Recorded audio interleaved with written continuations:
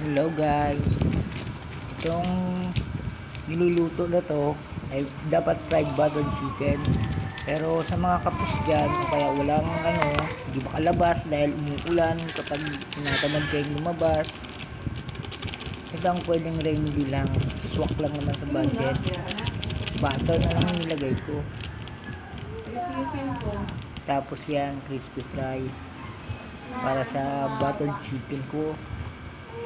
Kasi hindi ako makalabas haluin lang yung crispy fry.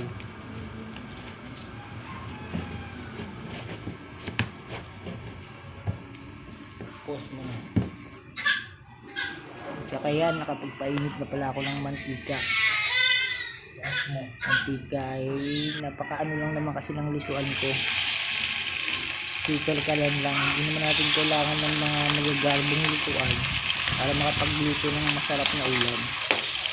Niluto ko lang yan para sa anak ko.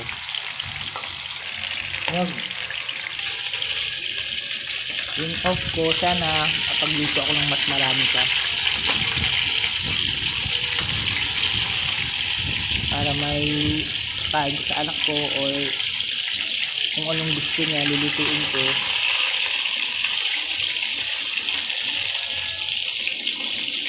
First upload ko pa lang to guys.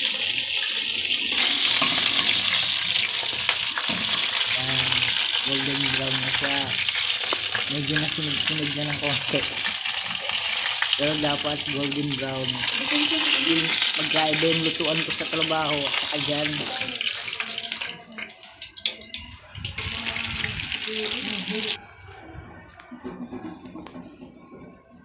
Yan, separate mo siya. Tapos yan, margarine. Kasi wala akong mabilhan, hindi ako makalabas. Margarine na lang nilagay ko. Siyempre, hindi mawawala dyan yung natin, main course. Pero pinaka main course, butter talaga na unsalted butter. Nilalagay dyan.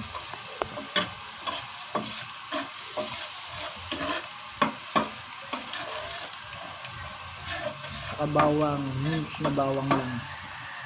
Anong butter? Tayo mo lang siyang kumulo at masunod ng konti lang. Saka may lalagay yung bilhin ng butter chicken.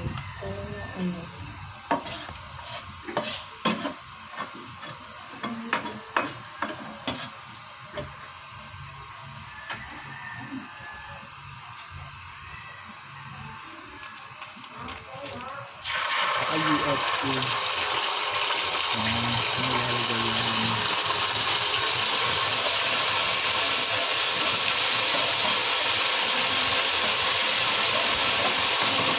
Haluin lang para humalo yung lasa sa bawang. Iba kasi yung lutuan ko sa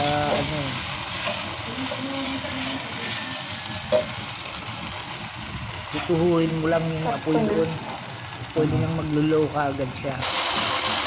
Kasi sadyain, itutin mo yung itutin.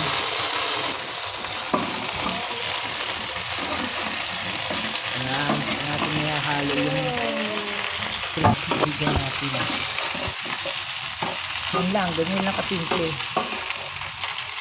Hintayin mo lang siya ng ilang seconds lang.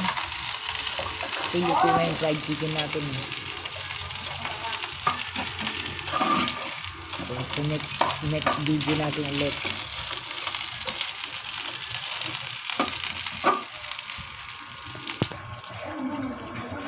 Thanks for watching guys. Ganyan, simpleng ulam.